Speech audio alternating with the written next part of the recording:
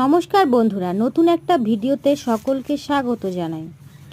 আজ চলে এলাম ভুট্টার জমিতে ভুট্টা নেব বলে, কিন্তু এসে দেখছি এই জমিটা এখনও ভুট্টা হয়নি, তাই চলে যাব পাশের জমিতে। এখানে এসে দেখতে পেলাম ভুট্টা এবং তুলেও নিলাম।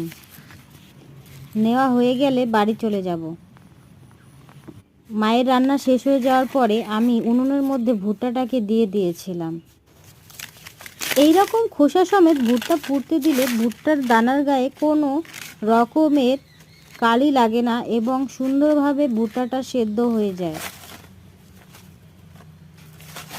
গ্রামেগঞ্জে থাকার মজাই আলাদা, কারণ আমরা যখন তখন জমি থেকে টাটকা সবজি তুলে এনে খেতে পারি।